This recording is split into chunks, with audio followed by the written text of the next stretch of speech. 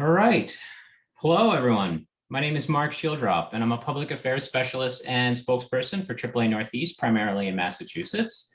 And I want to thank you for joining us today for this Facebook Live event, where we're going to talk about the ins and outs of the Massachusetts Junior Operator License. It's truly an exciting time when a teen finally gets a chance to embark on the journey toward obtaining that driver's license. I remember when I signed up for driver's ed and started my own path towards being licensed. I couldn't wait to get behind the wheel. For me and for many people, driving symbolized my newfound independence, my personal freedom to go wherever I wanted. And it gave me a feeling that the entire world was opening up to me in a big way.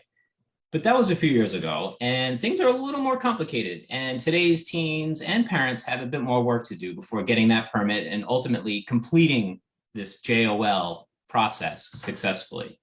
And there's a good reason for that. The data shows that the JOL, sometimes in some places called the Graduated Driver's License Program, but in Massachusetts, the JOL, Junior Operator License, it really works in reducing crashes and fatalities among teens. Many people don't realize that a leading cause of teen death is from car crashes. Parents often fret about the health and safety of their teens in myriad ways, but they don't think twice about handing their keys to that new young driver.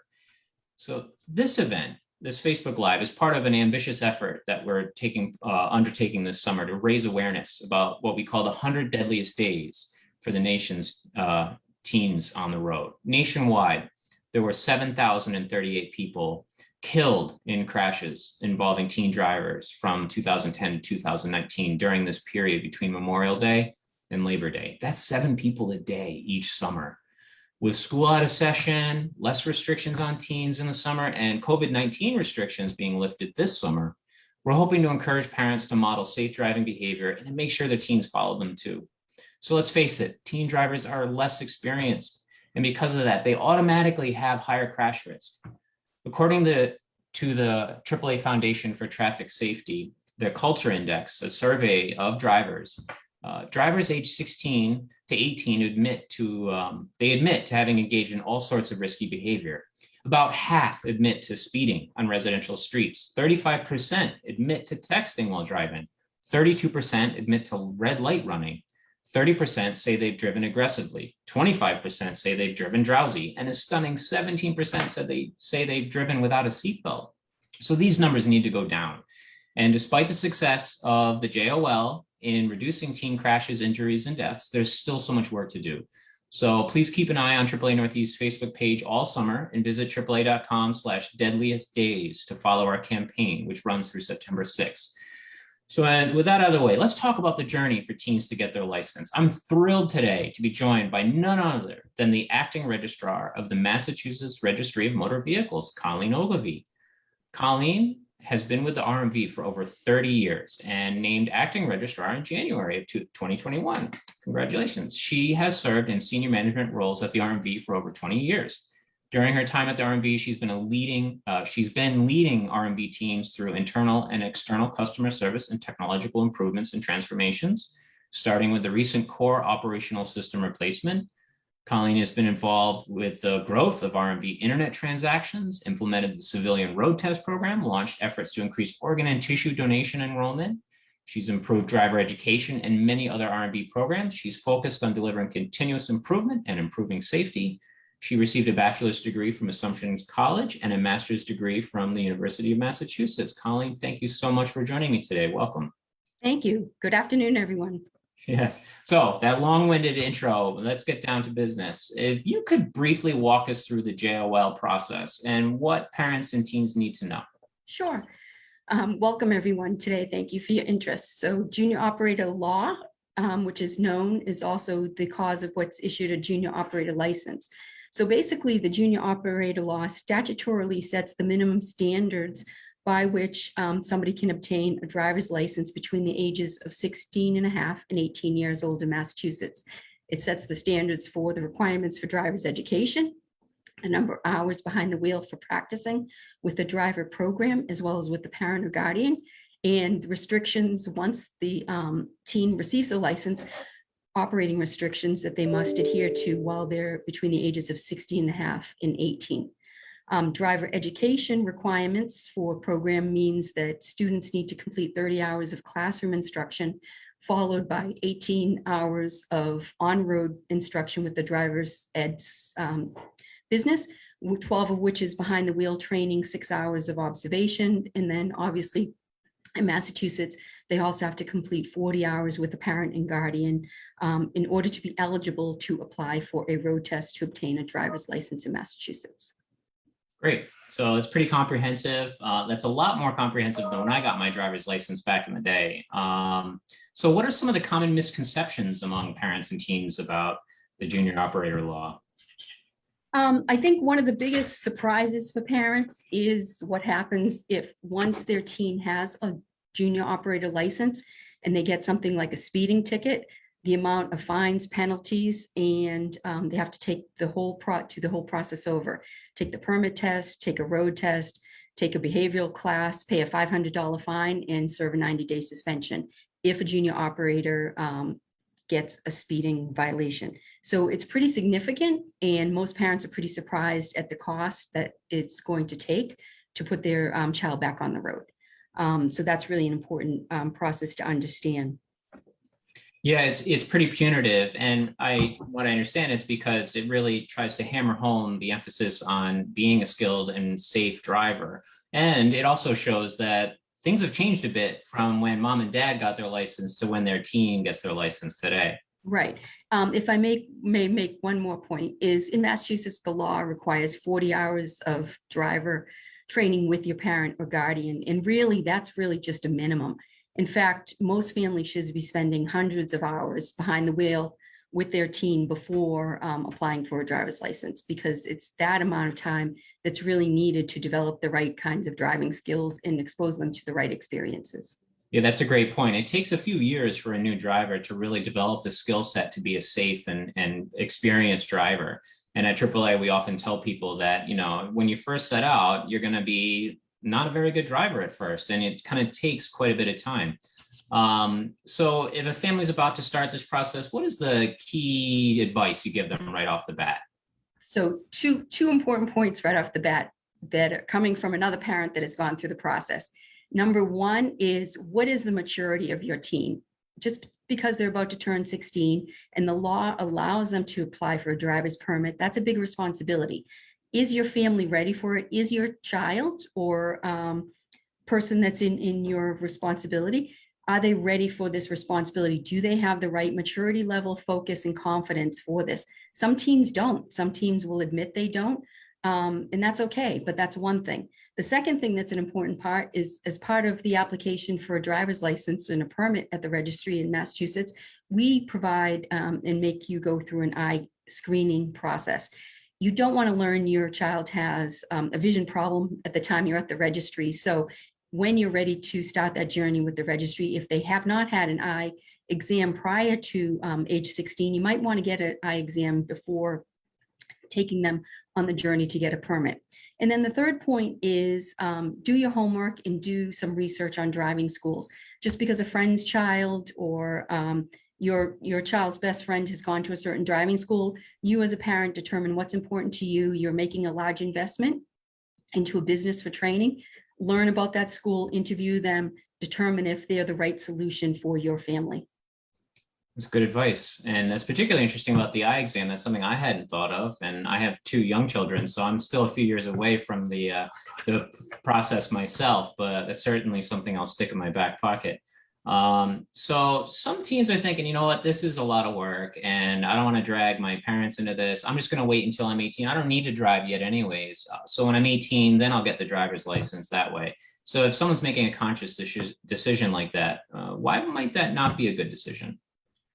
Well, I'd say, related to my last comment, is if they don't feel they have the maturity to take on the responsibility for that, that's a really important decision for them to make, or as an individual or a family. But it doesn't mean that when you magically turn 18, you know how to drive. Is that you still need some training and support in driving skill experience before you get that driver's license. So there are driving schools that you don't have to be between 16 and 18 to attend a driving school. I would say that parents in those situations should really look to see if they can get some, at least on skills road training, and also do a lot of research and practice with the parents or guardian, because They also need to learn those skills that are learned in driver's ed if they either can't afford that process or they choose not to take that. There's a lot to learn, and there's a lot of responsibility with operating a motor vehicle and with other vehicles on the road. Absolutely. And we often recommend that older drivers take a refresher course. There's no reason to stop learning, and driving isn't something once you figure out that's it, you're never going to improve, or you can always be a better driver. Myself included, when I started working for AAA, it really opened my mind to some of my own driving habits that could have been improved. And I'm working all the time now and noticing mistakes that I make that maybe I hadn't noticed unless I became a certified driving instructor like I am now.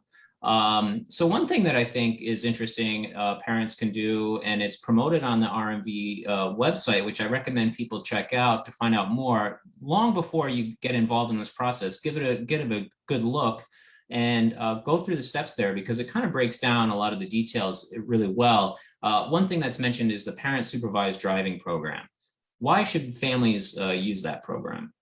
Well, it's a great way to teach parents and guardians how to approach the process of teaching driving skills to a young adult. It's a practical approach. It gives you a lot of great tips, a lot of methods to approach that, and a lot of information to consider as you embark on that journey with your teen. So we distribute that document as part of the permit application process, but it's certainly available online on the RMB website. Yeah, it is free, and it also contains a logbook. So when you're tracking those in-car time with your child, it's a way of keeping that keeping track of that. And sometimes it's hard to measure exactly how long you've been out there on the road.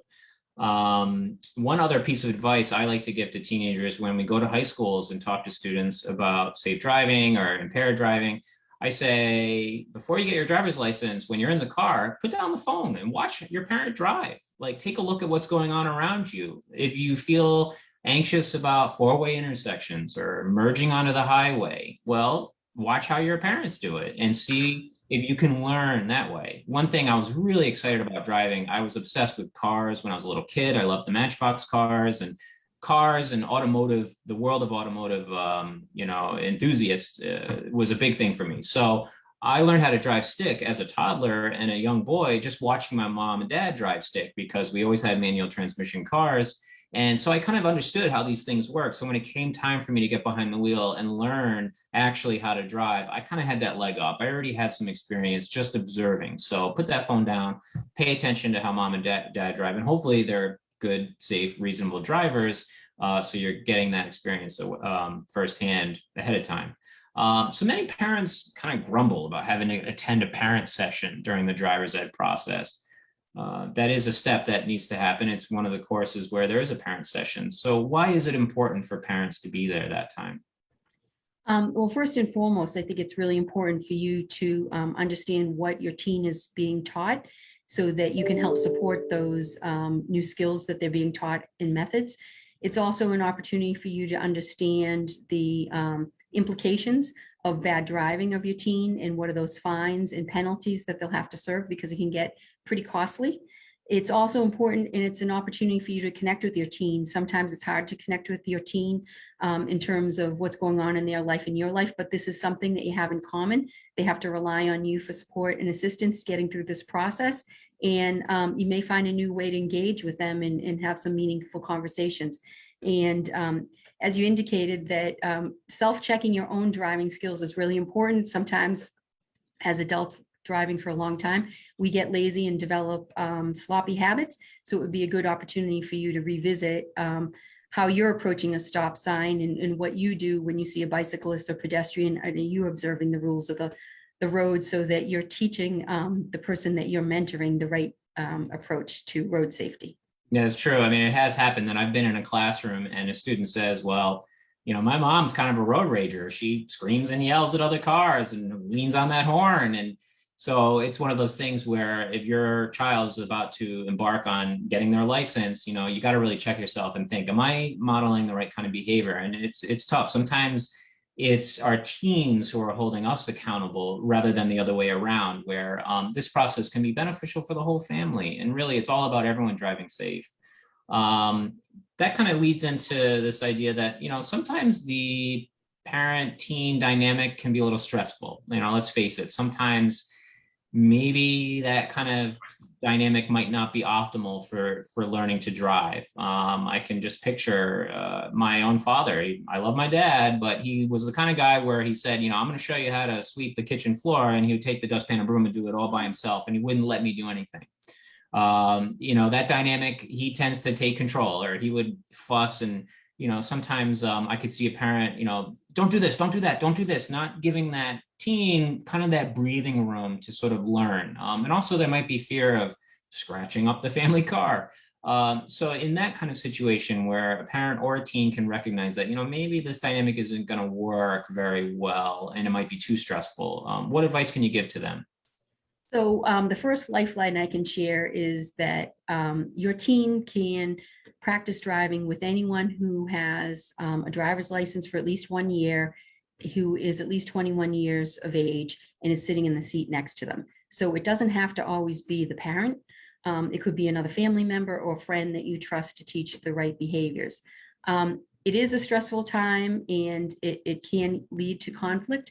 But I think the right approach to it is really having a discussion with your teen about what your expectations are for this process, as well as what your teen's expectations are for the process, because you may find that you have completely different expectations about how this is going to work. In my family, when my teen was going through the process, my husband and I sat down with our daughter and said, you're a brand new driver, you're going to make mistakes in the car, and you really just need to accept that we're going to have to correct you.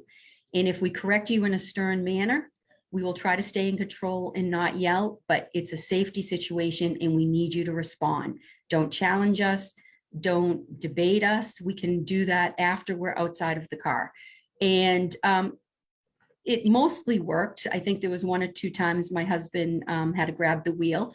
We talked about it in a tense manner after the driving experience, but in our household, what we did is my husband was more comfortable starting with my daughter when she was on the road for the first time, starting a car, learning the safe operation of the vehicle, turning it on, turning it off.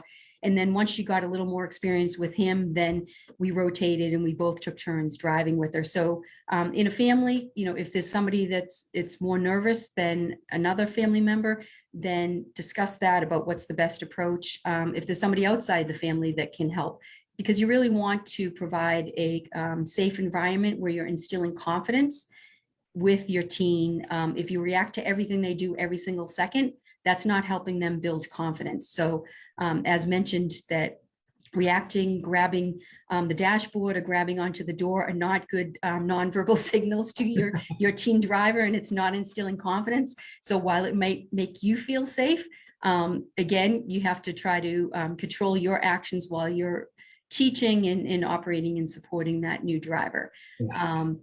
And then we found learning to turn was a big challenge, and was really spent a lot of time thinking about the space needed to turn, how large the car is, depending if you were making a right-hand turn or a left-hand turn. So I would say that if your child rides the bike, his or her bike a lot, if they've had experience with a ride-on lawnmower or a dirt bike, those teens seem to have a little more skill with some of the areas of the concept of turning and what space is needed and how much you actually turn the wheel to actually make the car turn to the next street.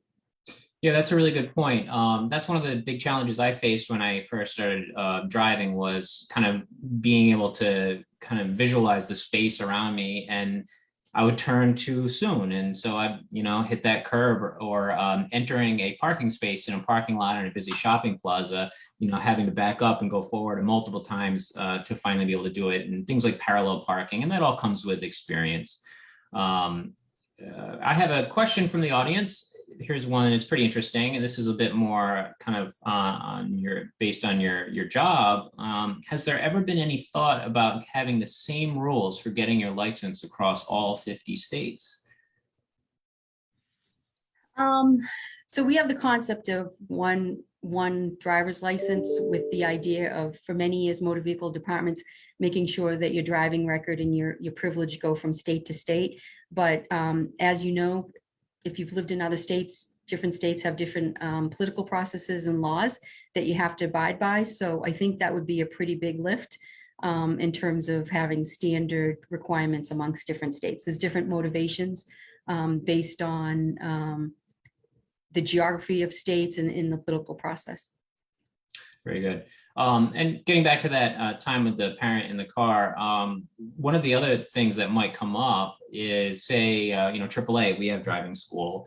If you have a teen who's in the driving school, they have the in-car experience with the certified instructor, and this is a regular sedan. And then you get into the family car, and if it's a Chevy Suburban, suddenly it's a totally different perspective, and the dimensions are different. The vehicle behaves differently. So would you recommend, if you have more than one family car and there are different types of cars, to practice in every single one of them, or should you stick to one? Well, I think that will be a family discussion, but I think it's certainly a great idea, because being able to park a Volkswagen Beetle is a lot easier than parking a Chevy Suburban. And so the more your teen or new driver can experience those different opportunities, the better equipped they'll be once they have their driver's license. So I'd say a variety of vehicles that they have access to in your family, a variety of driving situations, night, during the day, bad weather, highway, city driving, any kind of alternating experience that would truly replicate that once they have this driver's license, what they could encounter as a sole driver in the car would be beneficial to them. So one aspect of the JOL is some of the restrictions. So teens, they're really excited, and then they find out about the nighttime driving restrictions and the passenger restrictions. You can't have 3 teens in a car, and AAA has data that shows that the crash risk doubles, triples, quadruples the more teens get into a car together. And then the crash risk drops by almost half when somebody over 35 is in the car at the same time, which is interesting. So there's some data to kind of explain that, but why are those restrictions there, and why are they so important to follow? And is that something where kids get into trouble, and those punitive aspects that you mentioned earlier, where when a kid, if they get a speeding ticket or they have to kind of start the process over, is that where that happens a lot? Yeah, so certainly the law and the legislature in Massachusetts saw it as a way to eliminate distractions of somebody trying to learn a new skill and develop those skills and develop confidence.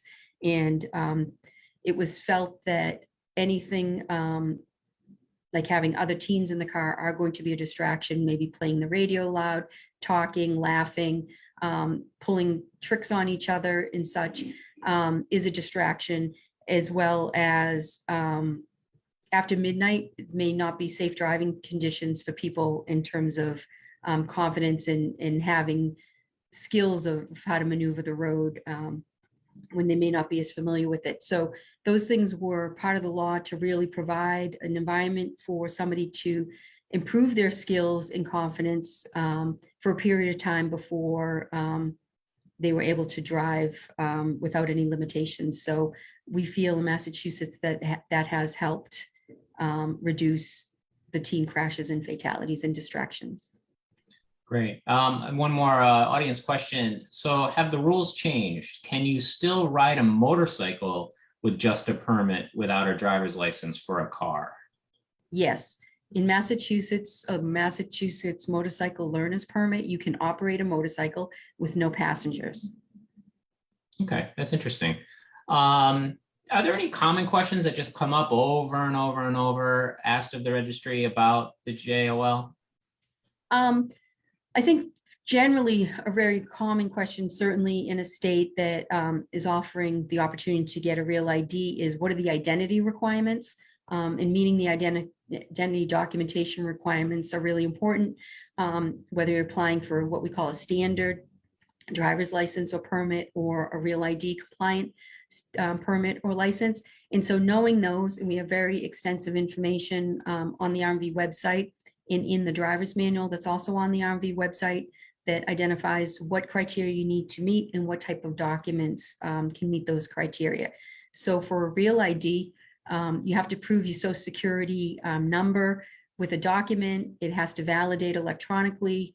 you need to prove your lawful presence and date of birth, and then you need to provide 2 forms of residential Massachusetts residency. And so for the teens, the Massachusetts residency one tends to be the one that might be a bigger challenge.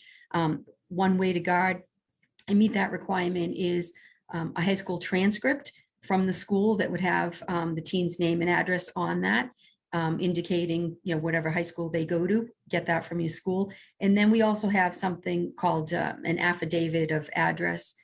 And so that would be another document that could be used to prove residency if the teen didn't have a job or didn't have any other kinds of documents that might have been mailed to his or her house for the purpose of proving residency. The other areas where we get a lot of questions is people understanding the restrictions and navigating the process. Well, Johnny got his license last month and he's got kids in the car, and parents, as part of the journey when they go to the parent class, really should focus on understanding what the restrictions are for what period of time with your teen. Don't rely on what your teen says or what your teen's friends say, or your friends' parents, your teen's friends' parents say. Know yourself what it is. It's your responsibility for your teen, so that you're operating in a way that you think your child should be operating. So learn the penalties and the violations and the restrictions for that period of time between 16 and 18, so that you can properly guide your teen in the right direction. Great. A couple more questions rolling in, and we're closing in on 4 o'clock, so I don't want to keep you all day. I know you're busy, but I do appreciate you answering these questions. So with the JOL, drivers don't need a real ID. It's required at age 18, correct? Is the question. So you can go the route that you want at the time of application. You could be going down the route of the real ID or the standard. So that's something that you can make a decision as part of the application process. And if you read the instructions on the website and the documentation, if you were to show up and didn't have the 2 proofs of residency, then you might decide, well, I want to get it today and I'm going to apply for the standard. So the RMV gets a lot of questions about Real ID. So does AAA, because we do offer registry services in our branches, and we've been trying to spread the word about Real ID. The deadline did just get extended again to May 3rd of 2023. Right, but we were closing in on a deadline of this October after it had been extended from a deadline of last October because of the pandemic. So our branches were packed full of people. A lot of people panicking. They need the Real ID. They're not really sure what it's all about. And we were telling folks, if you have a passport, that will get you on a plane for a domestic flight. That's where the issues tend to come up. You don't always need a real ID. A regular license is still valid identification. It's going to work. The real ID is useful because then you don't need the passport for domestic travel after the real ID deadline. If people have other questions, they can look up real ID info on our websites. Another question before we wrap it up: how do you feel about parent-teen contracts? And it sounds like you kind of implied that is sort of what you worked out with your own teen. I think it's a good idea. We certainly were letting our daughter, once she got her license and we felt comfortable, operate a family vehicle. And we did draw up a contract ourselves about that. I believe there's some contracts available in the supervised parent program. But I think it's a really good idea to set the boundaries and the expectations between the parents and teens about what's expected. We've addressed things like, if you hear any noises or see any lights in the car or hit anything or have a problem, let us know. Let's talk about it. Do not leave the car on empty. Do not, do this to the car. Don't do that to the car. And so we actually drew one up and had my daughter sign it, and we signed it. And we pulled it out a couple of times, and we were lucky she was responsible and learned the process. But I think it's a valuable way to set the boundaries and the expectations with the parent and guardian and the teen, so that they understand, how is this going to be a successful journey? Yeah, running on empty, that's another thing that might be overlooked. You spend so much time worrying about the actual act of driving. Make sure to spend some time showing the teen how to pop the trunk and how to fill it with gas, and how are they going to pay for the gas? Cash, or are they going to have one of your credit cards on them? Checking the tire pressure, checking the oil. Our car doctor, John Paul at AAA, he talks to young folks all the time about basics in car care and maintenance, which is also a key part of learning how to drive. So we're running up on 4 o'clock. It's been 30 minutes. It's been a wonderful conversation. You've been enlightening. Thank you so much, Colleen, for joining me today. It really means a lot to us to have the registrar, the acting registrar, join us. And the parents and teens out there, take a deep breath. You'll be fine. Just remember, it's a rigorous process, but for good reason. And in the end, you're going to be a safe driver, a skilled driver, and really, driving should be an enjoyable thing. It should be fun to drive. It should, be something that, you really are proud to be able to do. And really, what's ultimately the most important thing is getting to your destination safely. So for more information about this, check out AAA, again, AAA.com/deadliest-days. You can follow our Facebook page throughout the summer, and the RMV. If you go to the RMV's website, they have all sorts of information about the junior operator license, the steps that are involved, how to register and sign up for that road test, and all that good stuff. Just one tip though, if you Google RMV Massachusetts, make sure to double check those links. Sometimes that first link might not actually be the registry. Right. There are websites out there that kind of impersonate the registry and will try to suddenly charge you fees and stuff for information that is actually freely available. So just maybe go down the list. That's something I encounter all the time when I'm looking for information from the RMV. So just a little tip there. Is there anything else that you want to add before we call it a day? No, I think that was a great tip about the spoof websites for motor vehicle departments. We do not charge for forms or information as indicated, and engage in the journey. You can make and create a wonderful, safe driver on the road. Just need some time and patience, and read up on the information available to you and take advantage of the information and the skills that driving school professionals provide in the supervised driving guide, and you'll get through it and you'll be great. Great. All right. Thanks, Colleen. Remember, folks, just be safe out there. Be safe this summer. If you see somebody that seems a little lost or a little distracted, maybe it's a new teen driver, give them a little breathing room. Let's all be a little nicer to each other out there. Let's dial it down, take a deep breath. Remember, we just want to get there safely. We're all in it together. All right. Thank you, everyone. Have a great day. Thank you.